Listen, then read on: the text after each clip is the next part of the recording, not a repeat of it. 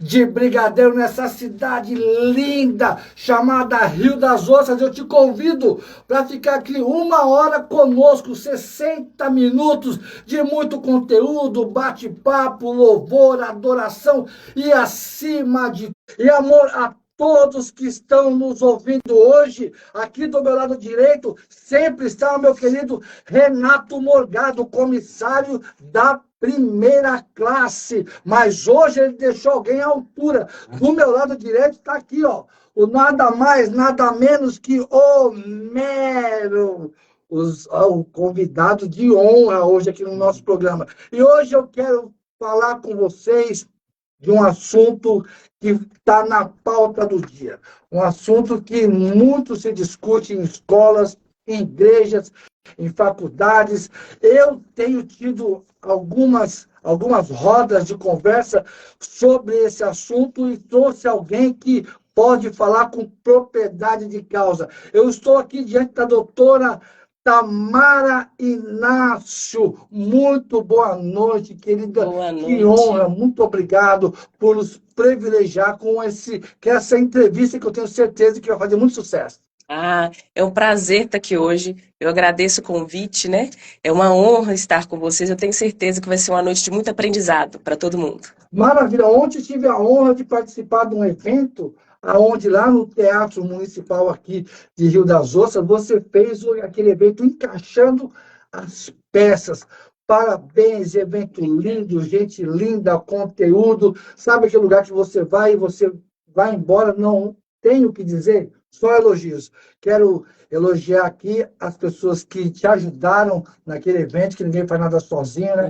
Eu sei que a Ciência Magistral te ajudou, eu sei também que a SET te ajudou, que a Casa Master te ajudou. Isso. Então, é muito importante quando pessoas do bem se juntam para fazer algo em prol ao próximo. E quem é a doutora Inácio? A doutora Inácio é uma especialista em terra. Essa é a palavra certa? Isso, terra é uma sigla, né? Terra é a sigla, né? Isso. Fica, qual é a sua formação acadêmica? Eu sou médica, né? Médica especialista? Eu fiz enfermagem primeiro, poucos sabem disso, né? Isso aqui hoje é uma novidade na rádio. Eu fiz enfermagem, depois, em seguida, eu já comecei na medicina, aí fui me especializando, Legal. Fiz medicina do trabalho, fiz pediatria, Bacana. Depois passei para neurologia, depois neuropediatria. E você é natural de onde, querida? Eu sou de Minas Gerais. Minas Gerais. E está há Isso. quanto tempo na nossa cidade? Aproximadamente uns 8 anos. Meus pais vieram, meu pai aposentou, estava até comentando isso agora com ele aqui. Sim. Resolveu ficar e eu não aguentei e vim atrás. E aqui você se instalou e aqui você tem um consultório aonde você atende os seus clientes? Sim, hoje nós temos uma clínica, nós abrimos um centro médico, fica ali no Jardim Marileia, na Rua Macaé. Rua Macaé. Isso. E você atende que tipo de paciente?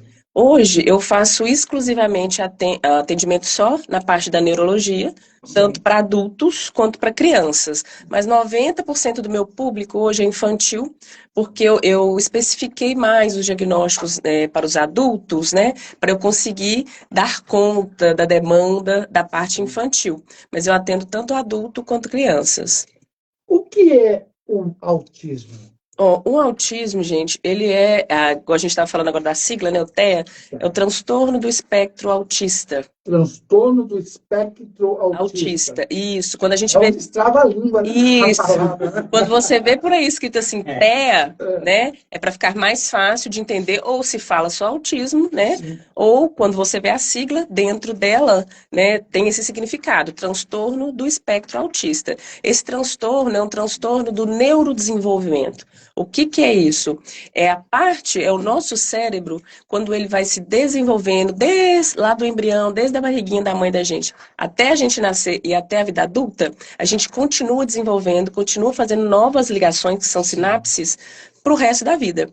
Então, neste transtorno, algumas pessoas, né, quando estão dentro do espectro, elas têm atrasos. E eles são principalmente notados em algumas características, né? Dificuldade na socialização, dificuldade na comunicação. Comunicação, igual eu falei ontem na palestra, para quem viu, né, eu esteve lá, pode ser fala verbal, porque às vezes a pessoa fala, não quer dizer que ela se comunica, porque ela pode falar só água, cachorro, e não ter nexo nenhum, né, na Não fazer conversa. conexões. Isso, Conexões. ele não consegue ter diálogo, né? E aí, isso, então, ele vai tendo principais, né? São outras características, mas principalmente são persistências, né? Atrasos persistentes na comunicação e na interação social. Bacana. E a senhora consegue diagnosticar esses primeiros sinais através do quê? São exatamente o que você acabou de falar. São sinais. O diagnóstico do autismo, ele é feito exclusivamente por sinais e sintomas. São sinais clínicos. Não existe hoje, né? A medicina ainda está evoluindo, eu acredito que vai continuar, se Deus quiser, né? Em breve a gente pode ter uma realidade melhor e diferente de diagnóstico, mas hoje ele é puramente clínico. São sinais e sintomas que a gente observa no paciente, comportamentos, né? Tanto do paciente, a família nos traz muitas informações, e se não for possível fechar um diagnóstico só nessa observação, aí eu busco outros profissionais, que é o neuropsicólogo, que vai me ajudar, né, num processo maior, mais longo de investigação, para a gente conseguir fechar o diagnóstico junto. Homero, alguma pergunta para a doutora?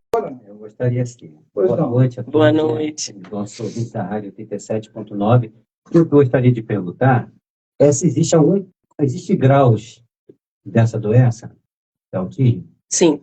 Graus assim como é que você percebe que a pessoa está autista? Em que tempo isso? Essa percepção são duas perguntas, né, diferentes, né? Eu aproveitei. Vou começar pela percepção. A percepção, para profissionais médicos, já é possível a partir dos 4 meses de idade. Né? A gente começa a observar, são chamados na pediatria, né, de marcos do desenvolvimento. Então, para todo mundo, tem que acontecer nessa fase. Com 4 meses, ele já tem que estar fazendo, né, algumas observações. Algum objeto que passa, ele já tem que seguir com os olhos, já tem que fazer alguns movimentos com a boquinha, ter algum interesse pelo mundo exterior, o contato visual, quando a mãe está amamentando, né, olhar no olhinho da mãe, todos esses marcos, né, assim, quais as características a gente tem a partir dos 4 meses? Então, se não está acontecendo, já liga um sinal de alerta para o profissional, né, orientando a família, e falou, olha, seu filho não está fazendo o que deveria com 4 meses. Podem ser outros diagnósticos? Claro que sim, mas já a partir dos 4 meses a gente já começa observar esses sinais, né? E a cada marco, né, 4 meses, 6 meses, vai aumentando, né, as observações, de acordo com o desenvolvimento, a gente consegue ter mais clareza se a gente está caminhando para um diagnóstico de autismo ou se é um outro transtorno, se vai precisar de uma investigação mais longa. E sobre os níveis que você perguntou, antigamente se dizia, antes de mudar, né, a classificação no CID-11, se dizia leve, moderado e severo, né? Então, isso trazia um peso, na verdade, uma dor muito grande para o diagnóstico. Marca, né? Exatamente, né? Era um estigma muito grande. Até, né? E aí, quem carregava isso, a família, para a família, era muito pior. Falava, meu filho é nível severo, né? Grau, né? Na época era grau. Grau severo. E isso trazia mais sofrimento e mais adoecimento, né, da saúde mental da família toda, porque os cuidadores são os que adoecem primeiro. E aí, graças a Deus, quando se fez essa atualização do CID-11, né, agora nós temos o nível 1, nível 2 e nível 3. Isso quer dizer o quê? Nível de quê? Né? Nível de suporte. Suporte é todo o apoio que esse paciente precisa, independente de ser criança, adolescente ou adulto. Todo o apoio que ele precisa, de acordo com o tanto de profissional que vai estar junto com ele, vai classificá-lo naquele nível, né? No nível 1, ele precisa de pouco suporte, né? Consegue já dialogar, consegue fazer as atividades do dia a dia, tomar banho, comer, rotina, ele já consegue fazer mais adequadamente e tem algumas dificuldades. E à medida que o nível vai subindo, a gente vai encontrando mais dificuldades, ele vai precisando de mais apoio. E aí uma maneira bem sucinta, né? É assim que a gente consegue classificar o paciente dentro de cada nível, de acordo com o suporte. Maravilha. Ontem eu aprendi na sua brilhante palestra, aprendi ontem obrigada. porque prestei atenção, a senhora falando a questão da cabecinha.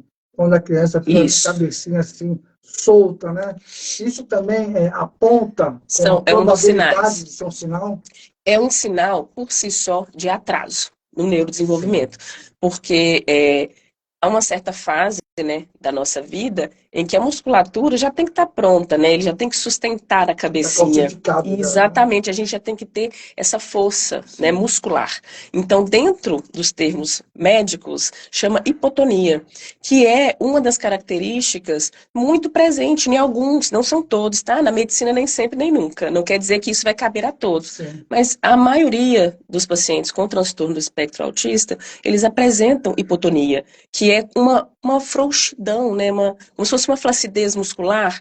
Então fica difícil, ele demora um pouco mais. Às vezes precisa de fisioterapia para poder sustentar o tronco, para sentar sozinho. Por isso que eu dei aquele exemplo, né? Que você pega o bebê no colo e ele fica com a cabecinha mole e não consegue sustentar. Já é um grande sinal para a gente observar. E, Mara, que entrevista esclarecedora, né, não, Melo? Agora, a impressão minha, a senhora me corrija, a minha às vezes, falta de entendimento sobre o assunto, parece que se debate mais esse assunto agora, parece que se fala mais sobre isso, parece que se tem mais especialista, parece que a doença apareceu ontem. Sim. Por que nesse século se fala mais sobre o autismo, nessa década? O que acontece? Que bom que se fala mais sobre isso Sim. agora, né? E é por isso que estamos aqui hoje, né? Igual eu disse ontem, informação, né, é poder. É poder. Quanto mais a gente conhece, mais tranquilidade a gente tem para saber onde ir, o que procurar. E antigamente, eu falo antigamente já na minha época, né? Os adultos não tinham, infelizmente, não recebiam um diagnóstico adequado, porque realmente não tinha conhecimento, havia pouco estudo, não se conhecia, nem havia ainda esse termo. Não tinha esse diagnóstico ainda. Então, muitos dos adultos da nossa época vieram recebendo ao longo da vida outros diagnósticos de comorbidades que podem estar junto com o autismo. Quais são elas? Depressão, transtorno de ansiedade generalizado, distúrbio do sono, compulsão alimentar e transtorno bipolar. E, na verdade, o que poderia ser realmente a base, né, o centro das atenções e de toda a causa do sofrimento do paciente é o autismo. Hoje fala-se muito assim, parece que é uma epidemia, né? Tudo é autismo, todo mundo é meio autista. Isso não é verdade. Não existe isso de todo mundo é meio autista. Eu fiquei desconfiado de uma coisa, tem 2 milhões de autistas, segundo o IBGE, no Brasil. Ainda tem um cálculo novo sendo feito para agora. Logo eu pensei que é um nicho de mercado. Logo eu pensei que esse povo consome. Eu pensei, será que é por isso que é tão propagado? Existem os chaveiros, hoje existem cordões, camisetas, né? É um pensamento, é uma linha de raciocínio que ela pode realmente vir naturalmente, da gente pensar assim, será que isso é um mercado? Sim. Mas na verdade agora estamos mais capacitados, né? Agora nós temos mais conhecimento, o que ainda é muito pouco, porque igual eu disse ontem no congresso, ontem na palestra, eu vou começar a noticiar, né, essa semana os congressos que eu vou participar esse ano. E eu falo muito no consultório, gente, eu tô doida para ir porque vai ter tanta novidade, né? Onde tudo acontece, os estudos novos estão vindo. Eu tenho certeza que muita coisa nova em termos de tratamento, de diagnóstico vai acontecer.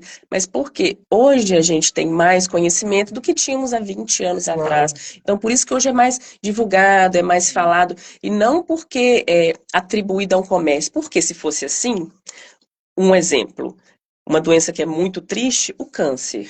Por que não se fala tanto do câncer assim?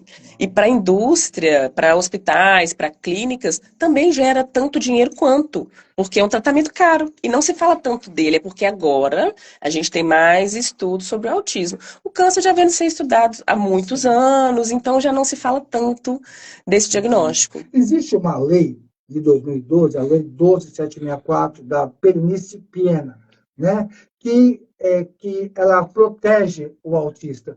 E também tem um personagem aqui no Brasil, que é um artista, o Marcos Mion, que tem o filho dele, Romeu. Isso. E isso alavancou muito a coisa do autismo. Pessoas começaram a achar até bonito, né, uma coisa que é uma doença que tem que ser cuidado, mas porque, como ele passava aquela rotina dia a dia do filho dele, deixou muita gente encantada e fascinada com isso. Principalmente por se tratar de uma pessoa pública, de status, de bom poder financeiro, aquisitivo, porque pensa-se, né, infelizmente, só tem muita dificuldade, e realmente é uma verdade, né, quem não tem acesso a um tratamento, a intervenções terapêuticas, eu concordo, mas ficou só em torno disso durante muito tempo. Então, o autismo grau 1, nível 1 de suporte, né, que ele vai à escola, ele faz muitas atividades como o Romeu, né, então ele ficava à margem, nada era dito sobre ele. Sim. Quando o Mion trouxe tudo isso, trouxe mais clareza, assim, olha, tem um monte de gente que tem uma vida parcialmente funcional e que está dentro do espectro, então trouxe empatia para o público. Entendeu? Abriu um leque. Abriu um leque. Perfeito, perfeito. Pois não, pode falar. Dentro da minha família tem um autista. Né? E, além de autista, ele é paraplégico. E a gente, pra gente, assim, é uma alegria ter ele, né? Hoje ele está com 39 anos. Sim. E ele, além de ser autista, ele é paraplégico. É muita dificuldade, né? Mas, assim, eu tenho reparado que o autismo, ele já vem antes. Se você vê a parte cinematográfica americana, sim, já fizeram filme desde 88. Sim. Era um filme até antigo, que tinha aquele ator Dustin Hoffman, né? É desse mesmo que eu estou pensando. He-Man. Então já uma coisa já é... E hoje tu vê vários filmes que tem personagens... Sim, tem seriados. Eu até indico muito para os pacientes assistirem, né? Para se familiarizarem mais, identificarem mais no dia a dia. Eu gostaria de fazer uma pergunta. Sim. Eu não sei a causa. Existe alguma causa hereditária? O autismo, a gente hoje ainda continuamos, né, no estudo, a neurociência vem evoluindo muito e rapidamente neste sentido, em busca da causa certeira, né, porque a gente tem uma interação hoje de fatores ambientais junto com fatores genéticos, né, e os ambientais, a gente tem produtos químicos, alguma infecção que a mãe teve na gestação, usou uma medicação, talvez um antidepressivo, igual eu falei ontem na palestra, é muito comum o ácido valproico, que pode ser usado na gestação, e que pode estar associado, né? Não existe hoje assim, olha, esta é a causa, tem uma causa. E sobre a causa da hereditariedade, há uma diferença muito grande entre genética e hereditariedade. Né? A genética é quando já está no seu gene, no seu DNA. Você pode ser o caso zero da sua família, assim como as mutações genéticas, né? Meu pai e minha mãe não têm gene. Nós fizemos o teste genético, beleza, os dois não têm. E o filho veio. Isso também acontece, né? Não necessariamente precisa ser hereditário. Hereditário eu tenho um gene no pai, e aí o filho vem com o mesmo gene. Então, isso a gente vem, né, passando de gerações. E as probabilidades variam muito, mas essa característica também existe. A gente tem tanto genética quanto hereditária. Maravilha, quer dizer, o fio da meada vocês já acharam. Né? Isso. Agora vocês só estão desenrolando o novelo. Cara, Albert Einstein, ele era uma pessoa autista.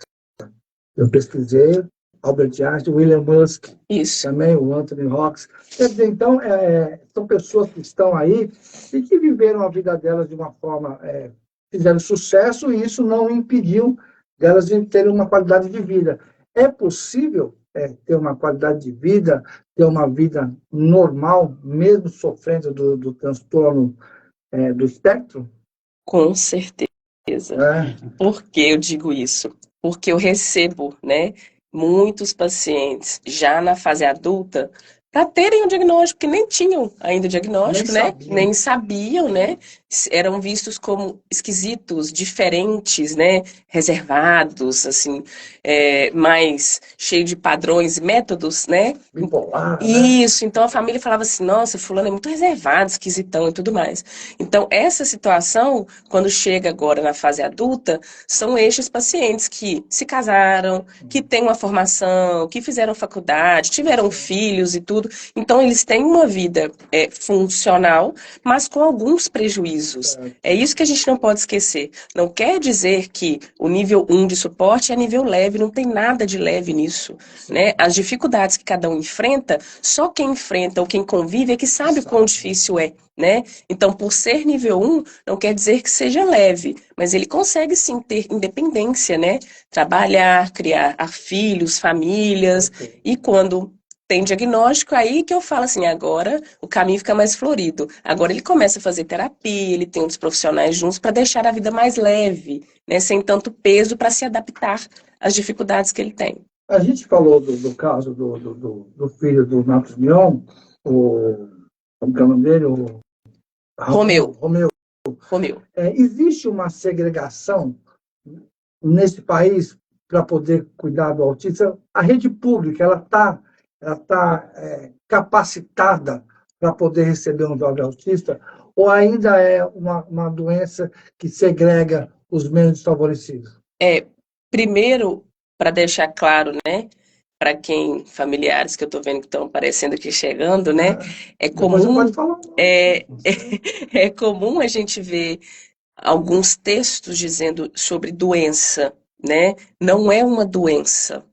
Doença a gente tem amidalite, a gente tem hipertensão, a gente tem diabetes, né? Agora, o transtorno do espectro autista, ele é uma condição e já considerada hoje como deficiência, mas não uma doença. Doença a gente busca, e já algumas conhecidas, né? Cura, né? E para algo que não é doença, não precisa ter cura. A gente precisa de respeito, aceitação e aprender a viver melhor com isso, né? E sobre se existe segregação do transtorno, né, na rede pública ou na privada, na verdade é um cenário muito delicado ainda para ambos. Porque precisa de muita capacitação. Não quer dizer que é só porque é público ou porque é privado. Os profissionais precisam estar sempre capacitando, porque a cada dia que passa, muda-se muito as técnicas. A medicina está evoluindo muito e a neurociência também. Por isso que eu ainda continuo fazendo, né, mais uma pós, mais um curso, porque a gente tem que estar acompanhando toda essa evolução. E aí na rede pública tem toda essa dificuldade, né? Como é que os profissionais vão ter? Quem vai custear essas especializações, todas essas perguntas que não são respondidas, e nas escolas, né? Aí ele precisa de um mediador, que é uma pessoa em sala de aula, para acompanhá-lo. Quem é que vai conseguir esse profissional? E esse profissional precisa ser especializado. Aí a gente volta de novo na especialização. Isso não é exclusividade da rede pública.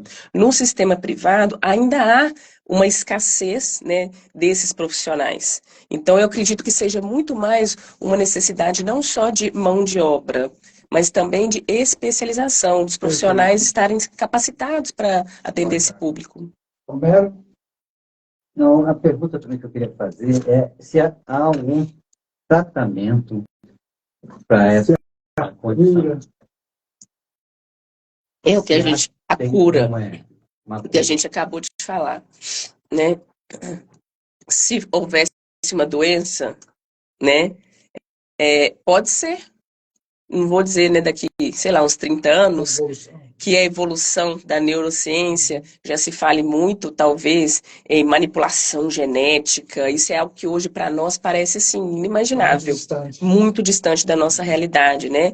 De falar assim, olha, a partir de hoje, todos os bebês que a gente fizer teste antes, no embrião, e ver que tem uma genética, vai conseguir mudar. Isso é algo que parece até de filme, né? Então, nós temos hoje, sim, acompanhamento, que no nosso termo a gente fala de intervenções terapêuticas, que são todos os profissionais envolvidos, desde o professor na escola, até a babá, até quem está junto com ele dentro de casa, no ambiente familiar, todo mundo participa dessas intervenções. Todo mundo precisa ter algum conhecimento para saber como lidar, né? Então, a gente tem o que seria mais comumente que falado, né, de tratamento, né, é um acompanhamento dentro da necessidade de cada um. Não quer dizer que eu sou autista um nível 2, eu vou precisar de psicólogo, terapia ocupacional e talvez um nutricionista por causa de uma seletividade alimentar. E aí o meu vizinho, que é nível 3 de suporte, não precise dos mesmos profissionais que eu precise. Cada um dentro da sua necessidade. Mas esse acompanhamento é o que existe de melhor hoje para evoluir. Quanto mais cedo, melhor. As chances dele se adaptar, porque o que importa, na verdade, né? A gente está sempre falando assim, da sociedade. Porque ele precisa ser aceito, porque como é que ele vai fazer para não ter uma crise na rua, como é que ele vai se comportar.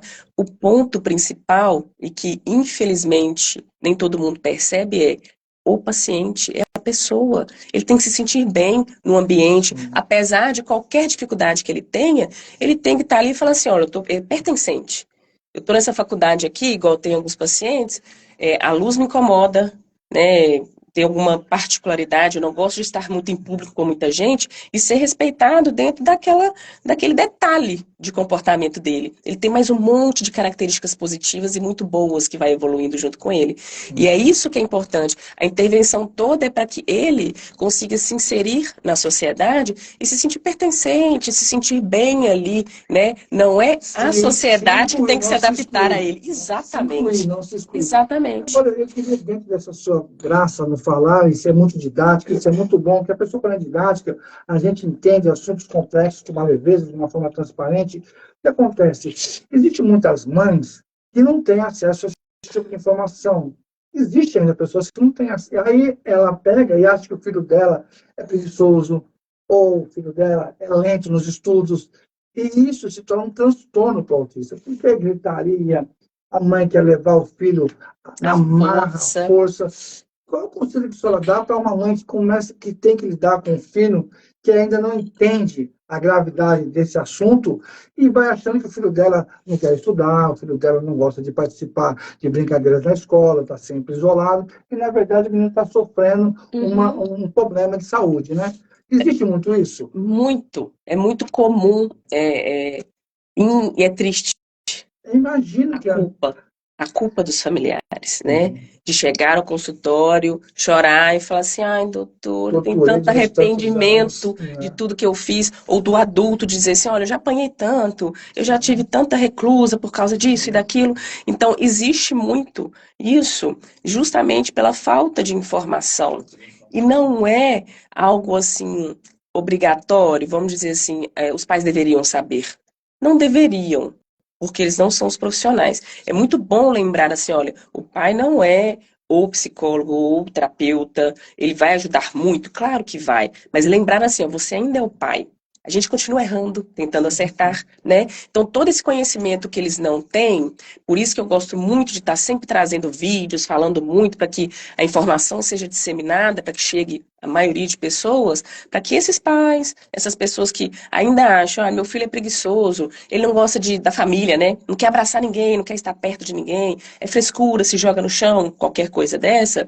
Quando chega uma live dessa, um vídeo desse, traz uma luz, ele começa a ver alguns sinais. Claro. E o principal, lembrar igual você falou da escola, estar sempre em contato, independente se for no sistema público ou privado, sempre em contato com o professor, perguntar, como é que está o meu filho? Ele está brincando? Ele está comendo lá na escola? Ele vai no banheiro sozinho? Como é que estão as coisas e tal? Parece algo que é corriqueiro e que deveria ser comum a todos, mas que infelizmente não é. E que se a gente não tiver lá todo dia perguntando, eu sei que eu tenho um filho de 1 ano e 2 meses, e volta e meia eu estou questionando sobre ele na escola. Ele fez isso? Ele fez aquilo? Porque eu vi ele fazendo alguma coisa lá em casa, eu quero saber se é birra, eu quero saber se é da fase. Então, estar sempre acompanhando para saber se é algo que precisa ser avaliado mais a fundo, né? E o conhecimento, hoje, com a gente tem internet, tem tudo muito gratuito, o conhecimento está muito vasto, é só você buscar. Então, é por isso que eu peço sempre que as pessoas, olha, busquem mais conhecimento e fontes confiáveis. Escrever é muito fácil, fazer vídeo, falar o que você quiser hoje é muito fácil. Não quer dizer que tenha fundamento, que tenha estudos, né, de peso para isso. Então, ontem, quando eu coloquei algumas imagens na palestra, embaixo eu coloquei a fonte de onde eu tirei, falei, gente, fotografa. Quando chegar em casa, procura a fonte de dados, que tem muito texto, tem muito artigo lá dentro de estudos. Procura no lugar correto. DSM-5 é uma boa fonte?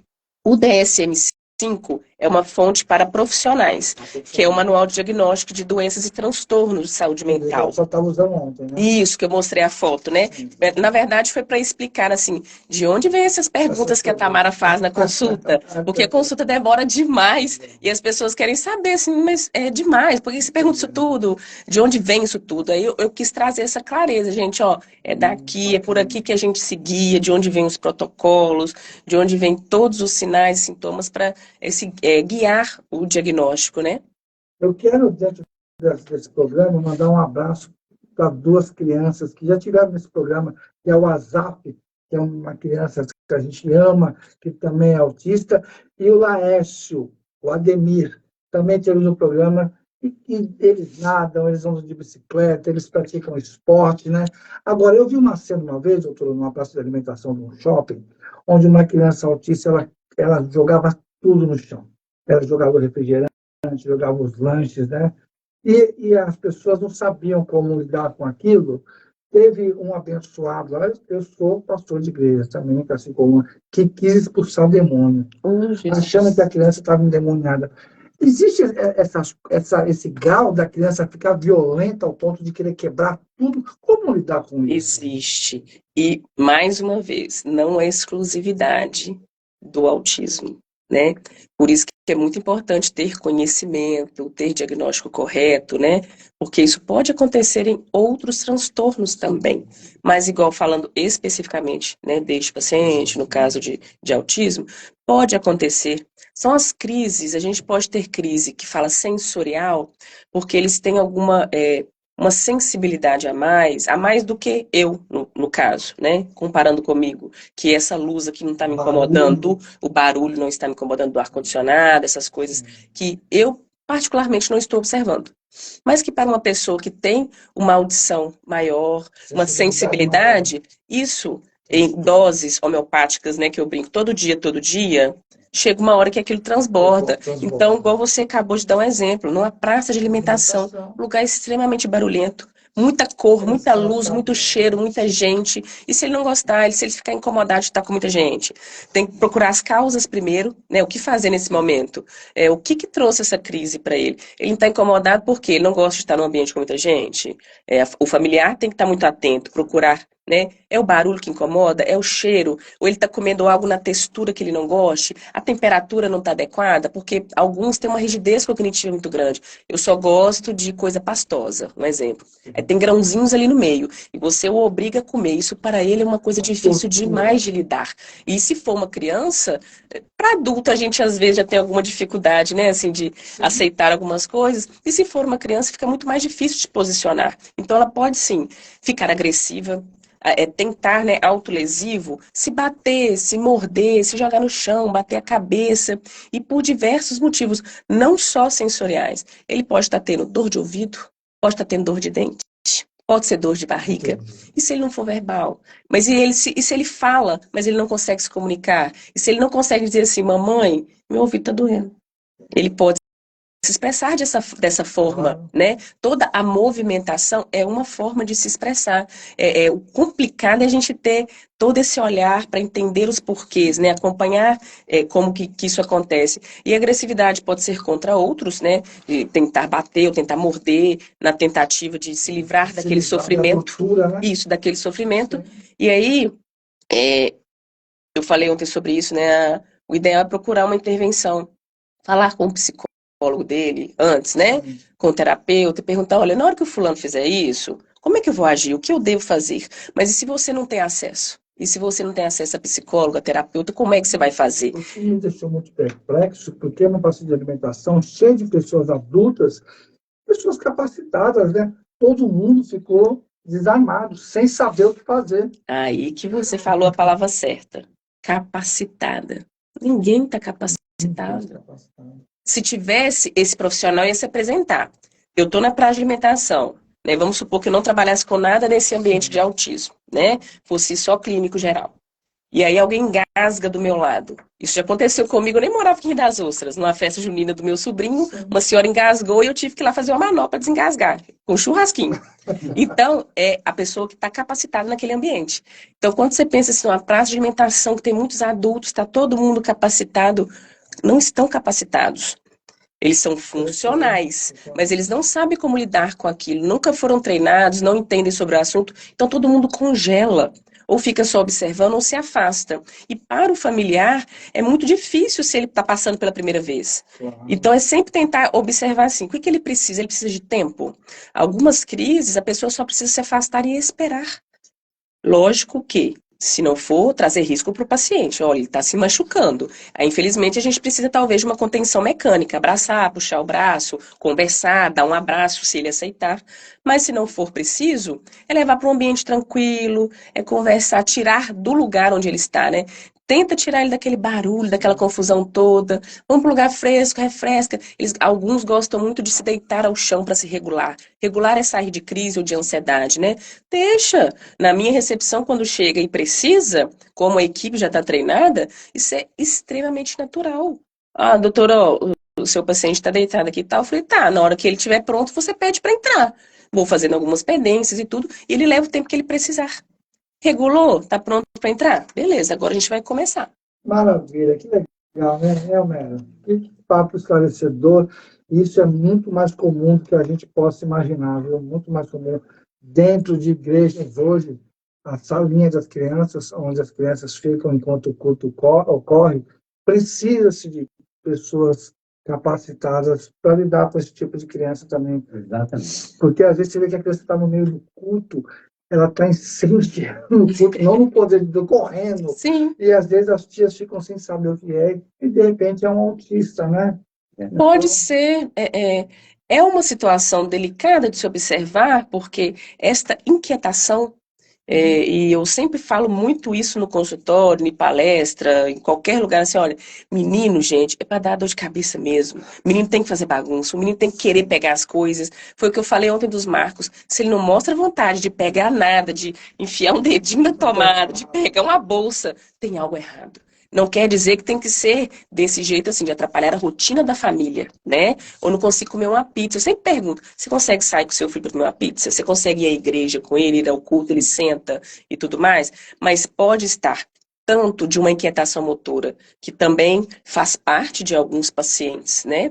Dentro do espectro, mas também pode ser diversas outras causas. Exposição excessiva à tela, dentro do autismo ou não, menino que fica 4, 6 horas, 8 horas, isso pode até se estender mais, só durante o dia, né? Só olhando para uma tela.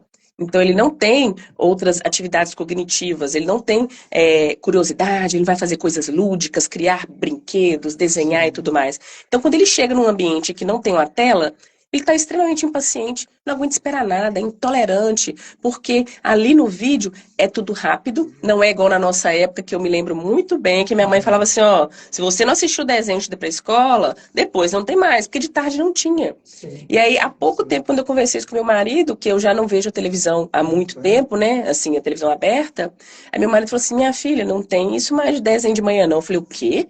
Não tem? Eu falei, acabou? Ele falou, há muito tempo, acabou. Então, a gente tinha, assim, o esperar. Você vai assistir agora. Agora, depois você vai brincar, você vai pro quintal, você vai brincar com seus amigos. Exatamente. Então, isso pode ser autismo, igual você falou assim, tá atrapalhando o culto, muita inquietação, corre para lá, X não sabe o que fazer. Tá, pode. Mas também pode ser uma exposição à tela, pode ser uma criança ociosa, que fica muito, né, sozinha dentro de casa, pode ser outros transtornos, então tem que ter muita calma nessa hora para já pensar assim, é autismo. Bacana. Doutora Tabara, assim, existe alguma estatística Você pode ter mais algo? entre a possibilidade de um homem ou uma mulher desenvolver autismo? Existe a possibilidade de ser mais homem ou ser mais mulher que desenvolve isso? Sim. Porque a gente está falando muito aqui, muitos exemplos que eu tenho dado aqui são meninos, homens. Uhum. Eu queria saber se tem alguma lógica nisso. Sim. Há pouco tempo, isso é um estudo recente, né? De que nós mulheres, a gente tem um gene protetor. Ó, né? Então, a natureza é muito sábia, talvez para procriar mais, né? Ainda não temos tanta clareza sobre isso, mas já se descobriu. E, na verdade, assim, não trouxe a público tudo o que se descobriu, né? Os estudos que a gente já tem acesso é de que no sexo feminino a gente tem uma proteção, né? Ou seja, a probabilidade diminui, né, em termos de homens, né? Os homens têm uma probabilidade maior de ter o transtorno do espectro autista. Mas além dessa característica, obrigada. Quem tá ouvindo aí, gente, essa fungação aí, que eu tô resfriada, então, desculpa aí do interromper. Está sendo muito bom o som. Além dessa questão toda da genética, da probabilidade de nascer, né, homem ou mulher, tem também o mascaramento. Não sei se vocês já viram essa palavra muito comum no Instagram, é masking, escreve em inglês, porque o diagnóstico aparece muito mais cedo para os meninos, porque as mulheres se adaptam melhor. Não quer dizer que na maioria das vezes seja assim, é só homem mesmo. Pode ser que o diagnóstico feminino venha mais tarde, porque ela consegue fazer isso com uma habilidade maior, assim, de não mostrar que está tão incomodada, ou tentar pertencer mais àquele grupo. Eu vou fazer igual o fulano está fazendo, porque a tia não vai brigar na escola e tal, mesmo que aquilo não seja confortável. Só que certo tempo isso vai incomodando muito, até que a criança não consiga mais sustentar. Mas é muito comum que o diagnóstico feminino venha mais tarde. Salvo naqueles casos em que a família está muito atenta desde cedo, ou que ele tenha muitas características assim, não, esta criança do sexo feminino está precisando de uma avaliação mais cedo. Mas, na maioria das vezes, o diagnóstico feminino ele vem mais tarde devido a esse mascaramento social. Perfeito. Doutora, por que da sua palestra ontem, o nome dela era Encaixando as Peças, né? Por que o quebra-cabeça virou uma logomarca, os cordões de quebra-cabeça para o autista? Qual que é a ligação do quebra-cabeça com o autista? Porque, na verdade, a imagem, né, a logo que foi criada, que é o quebra-cabeça, é justamente para mostrar todas as características, né?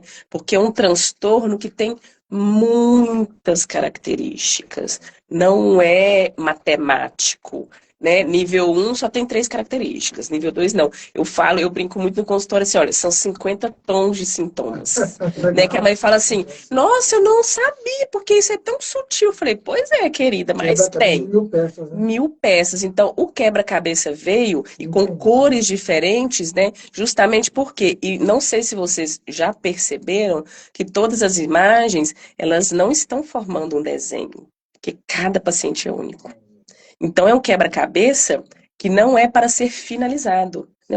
O ser humano ele não é finito, né? O nosso cérebro está sempre evoluindo. Então, a gente tem cordões, a gente tem fitinhas, tem corações, mas são quebra-cabeças que você só enxerga as peças. Né? As peças de quem? De um ser humano. Se for formar tudo, vai aparecer o meu rosto? Vai aparecer o rosto de outra pessoa? Não vai aparecer, né? Então, as peças são para mostrar todas essas características diferentes que existe dentro do transtorno. Bacana. Outra pergunta que é um cara que procura entender um pouco do assunto para poder entrevistar a senhora hoje, a questão é um mito ou é uma realidade que o autista é mais inteligente? É um mito. É um mito, né? Mas você já ouviu isso alguma vez? Muito. Não, porque meu filho é um autista, ele é super inteligente, ele é acima da média. É um mito. O que acontece? Vamos lá. Os pais são tremendos, né, cara? Não quer dizer que seja uma mentira, né? Assim, uma inverdade. Tá. Existem, sim, muitos pacientes que eles têm o QI acima da média, né? E eu sempre que eu observo uma linhazinha de diferença, eu já aviso esse pai, ó, se não tiver na idade apta para fazer aquele teste, se for muito novinho, a gente já vai se programando, eu já vou avisando a família, ó, daqui tantos anos, ou 1 ano ou 2, nós vamos submeter essa criança a um teste para eu verificar qual é o quociente de inteligência dele, qual é o QI.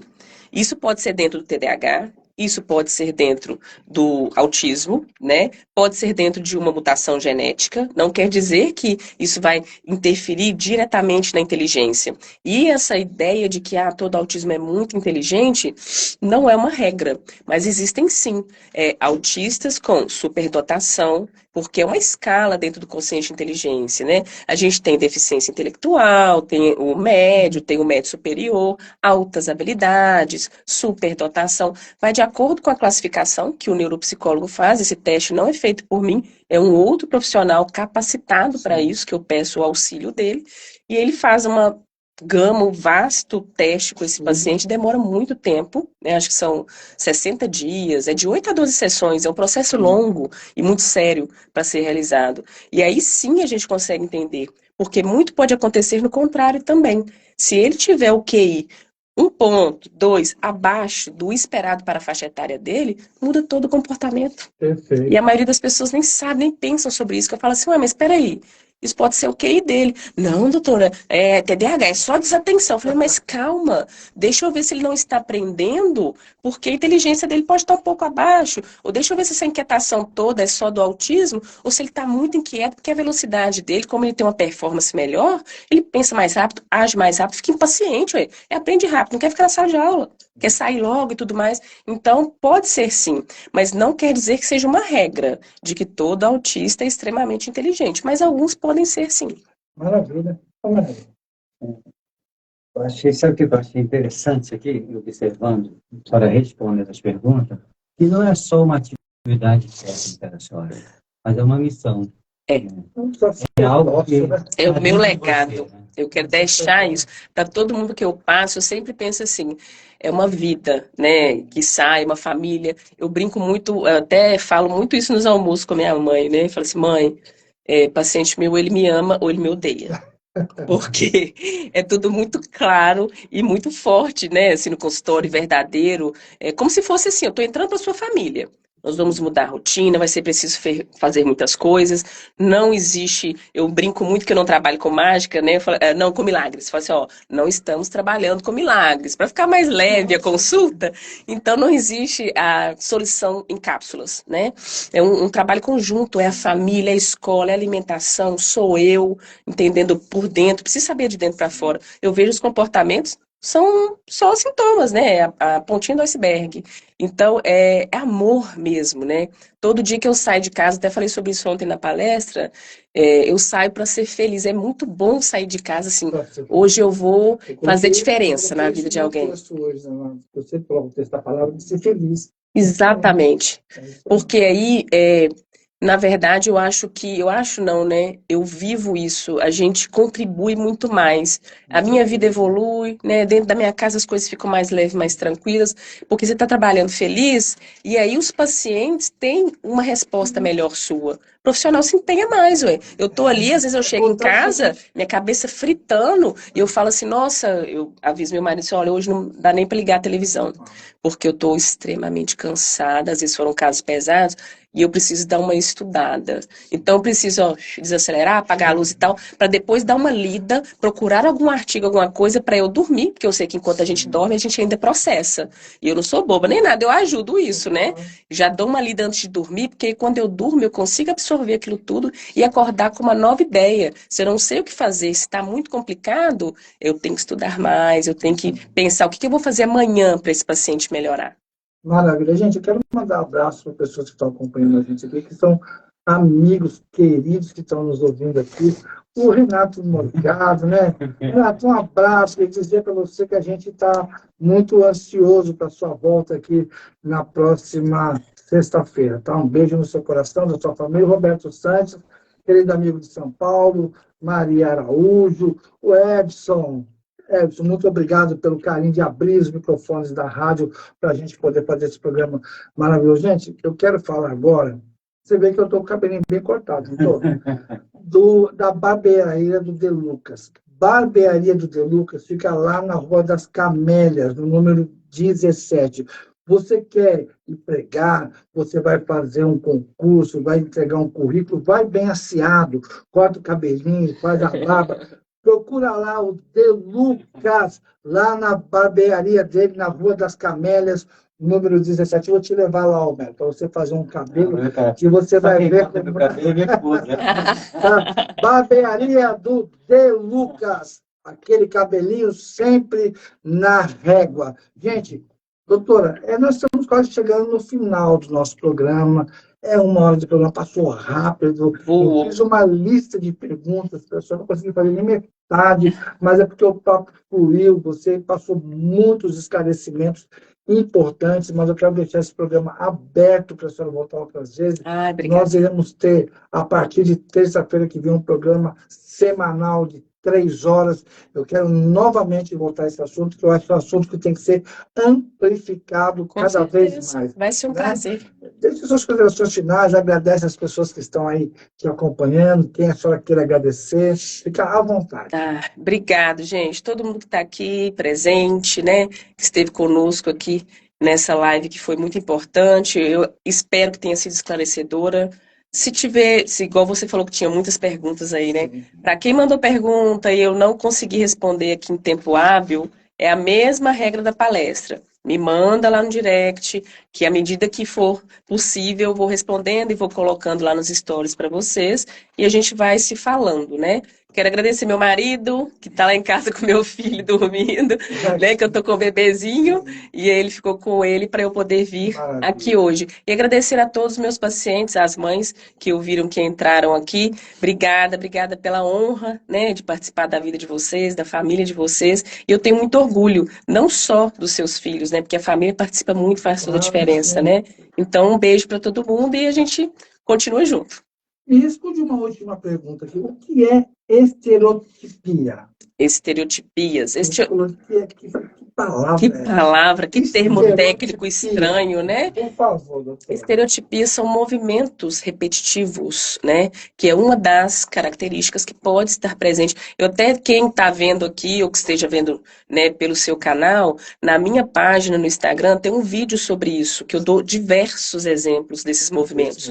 Porque não necessariamente o paciente dentro do transtorno do espectro autista precisa ter a estereotipia, mas ela pode acontecer, algumas delas, né?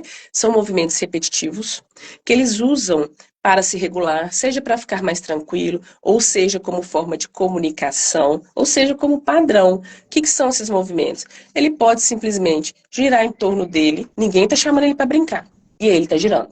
Esse menino roda até ficar tonto. Ou ele pode girar em torno de cadeira, de objetos. Ele pode ter hábito de observar as mãos, ficar brincando, parece que está brincando, olhando os dedinhos, aproximar objetos dos olhos. Eu até dei um exemplo, peguei o meu óculos, eu acho, no vídeo. Aproximar objetos dos olhos, parece que está querendo ver lá dentro. Fazer careta. Ninguém está brincando, ele faz, chama careteamento. Pode dar pulinhos no mesmo lugar, quando está muito feliz, ou quando está irritado demais. Flapping, né, que chama um batimento, né? Eles podem fazer assim, ó, com os braços, que chama flapping, em diversas situações, para expressar felicidade. Ah, minha mãe chegou, ganhei um presente, ou tô com muito medo, tô muito irritado, não sei como expressar. Então, são movimentos repetitivos, né? Existem outros que eu não vou conseguir citar todos, mas estereotipias são movimentos repetitivos usados dentro do transtorno, seja para se expressar, né? Ou como um padrão. Já está acostumado, antes de tomar banho, ele precisa fazer um movimento. Isso também pode acontecer. Maravilha. Homero, suas considerações rapidamente, que já vai entrar a Voz do Brasil. Eu gostaria, assim, de agradecer, assim, por essa entrevista, né, que foi muito bonita, foi muito, assim, motivacional para quem estava assistindo, porque falou de algo tão importante, né, que a gente vive na sociedade, o autismo, né, pessoas que eu conheço, trabalham comigo, também tem um amigo lá, Rodrigo, que tem autismo, mas trabalha com uma grande competência. Tem outras pessoas também, entendeu? Eu conheço. Mas eu também queria agradecer, não posso deixar de agradecer a minha esposa, né, Sibila, minha princesa, né, rainha? Meus filhos, Praia e Andrew, e agradecer pelo Renato, né, Borgado, que me deu essa oportunidade de estar aqui no lugar dele. Fico bem satisfeito com esse momento aqui. Maravilha, gente. Estou estouradaço. A semana que vem estamos de volta. Um beijo. Quem falou que ama vocês, eu amo vocês. Lá no Instagram da doutora, no Facebook da Voz, vocês acham tudo. Um beijo e até a semana que vem. Até.